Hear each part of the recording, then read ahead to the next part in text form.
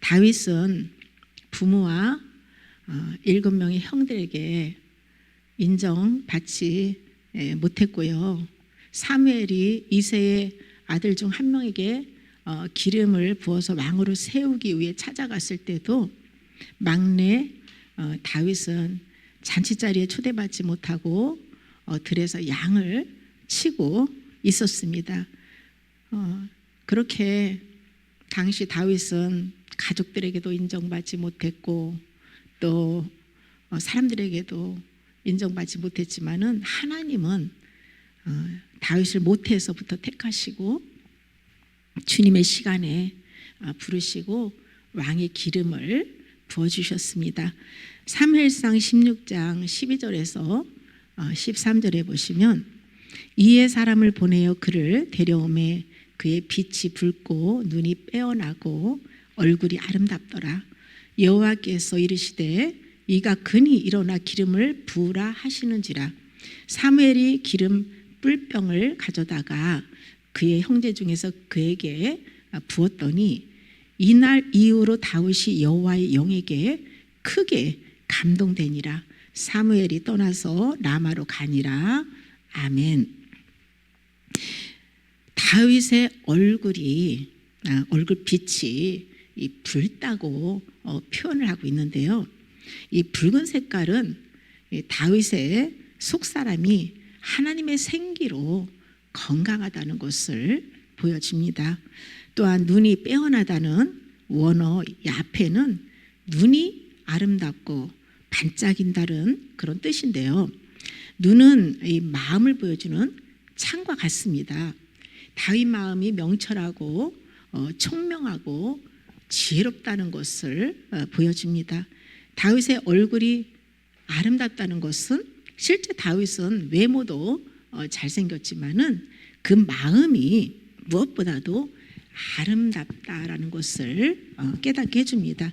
사무엘이 다윗에게 기름을 붓고 난 그날부터 다윗이 이렇게 성령으로 이렇게 강하게 임하시고 성령의 인도함을 이렇게 받았는데요. 하나님께서는 사용하시고자 하는 사람을 부르셔서 그 표시로 기름을 부어주시고 성령의 임재와 나타나심을 경험하게 하십니다. 기름 부음의 기준은 외모나 재능이나 권위가 아닙니다. 그것은 겸손함과 진실함과 성실함이며 그 중심에서 우러나오는 주님을 향한 믿음과 순종입니다. 다윗은 세상에서 알아주는 스펙 좋고 유능하고 뛰어난 사람이 아니라 주님에 대한 그 믿음의 반응을 잘하는 단순하고 순수한 사람입니다. 하나님께서 교만하고 불순종하는 사울을 버리시고 겸손하게 하나님만을 의뢰하는 다윗을 왕으로 세우시기 위해서 기름을 부으셨는데요. 다윗이 기름 부음을 받고 나서부터 본격적으로 사울에 의해서 이제 연단을 받았습니다. 예수님께서 공생에 시작하실 때 침례 요한에게 세례를 받고 나서 바로 성령에 이끌려서 사단에게 시험을 받기 위해 광야로 가서 40일 금식을 하시죠. 사단이 먹음직하고 보암직하고 지혜롭게 할 만큼 탐스러운 그 선악과로 유혹을 했을 때에 기록한 하나님의 말씀으로 담대하게 물리치고 승리하셨습니다. 베드로는 예수님에게 일어난 그 모든 일들은 구원받은 하나님의 백성에게 본을 끼쳐서 그 자취를 따라오게 하려 함이라고 증언하고 있습니다. 이스라엘 백성들이 홍해 바다에서 세례를 받고 가나안 땅으로 들어가기 전에 광야에서 40년 동안 애굽의 모든 것, 즉 혼적 생명을 끊어버리는 금식을 하면서 겸손하게 하나님 말씀에 순종하는 훈련을 받았습니다. 이것이 구원받은 하나님의 백성을 향해서 하나님이 정해 놓으신 설계도입니다. 성령에 충만한 기름 부음으로 영혼의 샬롬을 누리는 복을 누가 받게 되는지 다윗을 통해서 교훈을 얻을 수가 있습니다. 시편 23편 1절에서 5절을 히브리어 직역 성경으로 읽어드리겠습니다. 모든 그리스도인들이 가장 좋아하고 암송하는 말씀이 시편 23편이죠. 저도 참 좋아하는데요. 여호와는 나의 목자시니 내가 부족하지 않습니다. 푸른 초장에 그가 나를 누이시고 쉴만한 물가로 그가 나를 인도하십니다. 내 영혼을 그가 소생시키시며 그의 이름을 위하여 의의 길들로 그가 나를 인도하십니다. 제가 죽음의 그림자의 골짜기에 다닐 때에도 악을 두려워하지 않으리니 이는 당신께서 제 곁에 계시며 당신의 막대기와 당신의 지팡이가 저를 위로하기 때문입니다.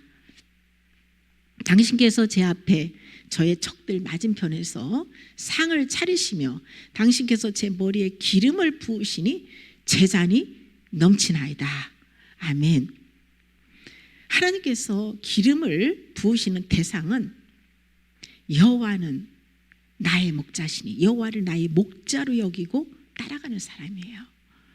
그들이 바로 주인의 자리를 바꾸고 정말 내가 주인이었던 삶을 이제는 다 포기하고 주님을 진정한 주인으로 여기고 무조건 그분을 따라가는 그런 영혼들에게 기름을 부으신다는 것이죠. 그런 영혼들을 소생시키시고 예수님을 위하여 의의 길들로 인도하십니다. 여기서 소생하다 슈브는 죄에서 돌이키는 회개를 의미합니다. 먼저 회개를 해야 의의 길로 인도함을 받을 수 있습니다. 죄를 버리지 않고는 의의 길로 갈 수가 없지요. 죽음의 그림자의 골짜기를 개정해서 사망의 음침한 골짜기라고 그렇게 번역해 놓았잖아요. 음침한이라는 그 뜻은요, 짙은 그늘, 흑암을 뜻하는데요. 그림자와 음침한은 같은 의미예요. 어두운 골짜기를 통과할 때 양들이 목자를 잃으면 사나운 짐승의 먹이가 되거나 죽음의 위험을 당할 수가 있습니다. 어두워서 양들은 앞을 환해도 눈이 어두워서 잘 보지 못하는 데다 캄캄하면 더더욱 전혀 보이지가 않죠. 그러니까 어떻게 그 과정을 통과해야 되냐면 목자의 소리만 듣고 따라가야지 됩니다. 우리가 사망의 음침한 골짜기를 걸어가는 그 연단의 밤을 통과할 때에 악한 영들이 많이 역사하면서 여러 가지 각종 환난과 많은 고난을 당하게 되는데요. 이때 목자의 음성에 순종하고 따라가면 혼적 생명이 죽어져 나고 부활 생명을 얻게 된다는 것이죠. 죽음의 그림자의 골짜기를 통과할 때 영혼을 위로해 주는 것이 바로 주님의 막대기와 지팡이입니다. 지팡이는 양들을 인도하기 위한 장비고 막대기는 공격해 오는 맹수들을 방어하는 도구인데요. 양이 잘못 갈 때 능력의 지팡이로 딱 바로 잡아 이끌어줘야 되고요. 또 마귀에게 틈을 주고 공격을 받을 때에 막대기로 징계를 해서 목자의 음성만 듣고 따라갈 수 있게 해야 된다는 것이죠. 그것이 영혼을 위로해 주는 거예요. 하나님이 허락하신 훈련을 마치고 나면 원수들이 보는 앞에서 생명의 말씀을 먹이시고 언약 관계로 견고하게 해주시는데요. 하나님께서 원수를 통해서 연단을 패스하고 나면 눈을 열어서 말씀을 계시해서 풍성한 영의 음식으로 배불리 먹이시고 그때 머리에 기름을 부으세요. 이때 붓는 기름은요, 다윗이 왕으로 기름 부음 받았을 때 그 기름하고 다릅니다. 왕실에서 귀족들에게 사용했던 값비싼 향유입니다. 하나님께서 다윗에게 말씀을 풍성하게 먹이셔서 샬롬의 복을 주시고 향유를 머리에 부어서 영을 부유하고 존귀하게 높여주시고요, 그리스도의 향기를 풍기면서 하나님만을 찬양할 수 있는 은혜를 부어주신다는 것이죠. 세상 임금 사단과 그 졸개들은 기름 부음 받은 주의 신부들을 가장 무서워하고 함부로 공경할 수가 없는데요. 목자가 양칠 때 양들에게 치명적인 피해를 주는 것이 파리라고 합니다. 파리가 양의 그 코나 귀로 들어가서 알을 낳고 그 알이 유충으로 변해가지고 양의 머릿속으로 다 갉아먹는 거예요. 그러니까 양들이 너무나 고통스러우니까 거기서 벗어나기 위해서 막 바위에 머리를 박고 막 아무 물건에나 막 부딪히는데 그렇게 할수록 더 다치고 죽을 수도 있다는 것이죠. 목자는 파리를 쫓고 양들을 보호하기 위해서 기름을 발라준다고 합니다. 기름을 바르면 파리들이 이렇게 달라붙지 않기 때문에 기름으로 그 양들을 이제 보호해주게 되는데요. 파리는 바알세불 사단을 상징합니다.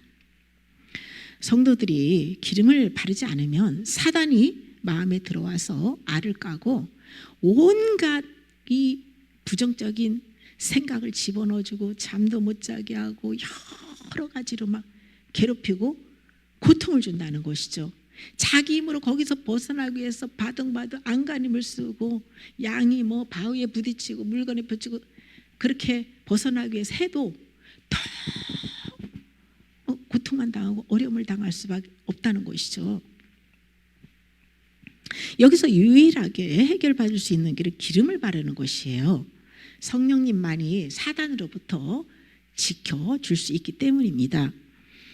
목자가 양에게 정기적으로 기름을 바르는 것처럼 날마다 말씀 소리로 마음에 기름을 채우고 불을 밝혀주어야 파리와 같은 귀신은 접근하지 못한다는 것이죠. 기름은 성령님이십니다. 성령님은 생수의 강이시고 생수는 곧 진리입니다.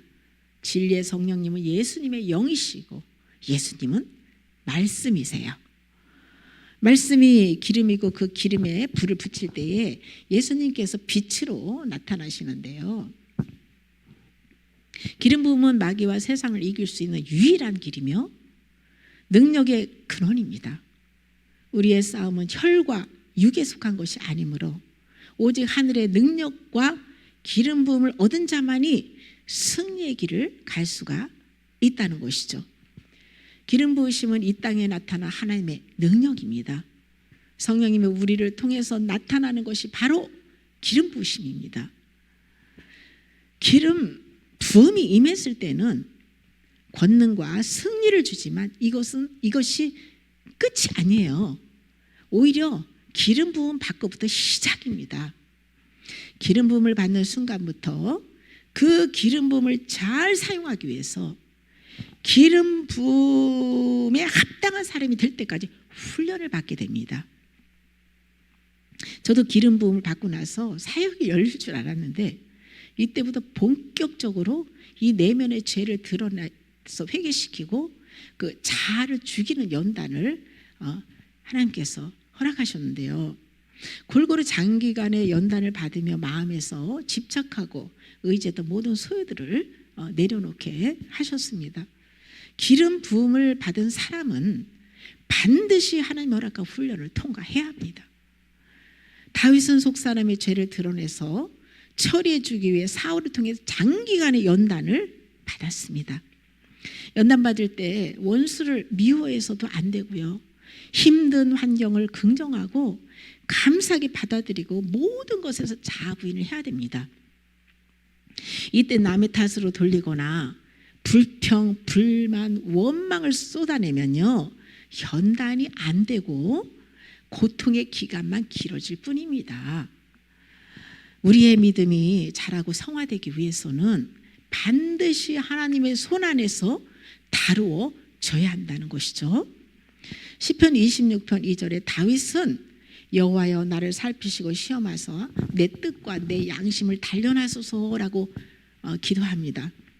히브리어 직역 성경에는 양심을 콩팥으로 해석해 놓았습니다. 양심보다 콩팥이 하나님의 뜻을 더 선명하게 이해할 수가 있어요. 콩팥은 그 몸 안에 있는 불순물을 걸러내는 필터링 역할을 합니다. 우리 양심이 깨끗하기 위해서는 모든 죄의 불순물을 제거해야 합니다. 영혼의 죄를 걸러내는 콩팥의 역할을 해주는 것이 무엇입니까? 말씀, 소리예요. 말씀을 소리내 선포할 때 빛이 임하게 되고, 빛이 임해야 어둠들이, 불순물들이 이렇게 빠져나가게, 떠나게 되는 것이죠.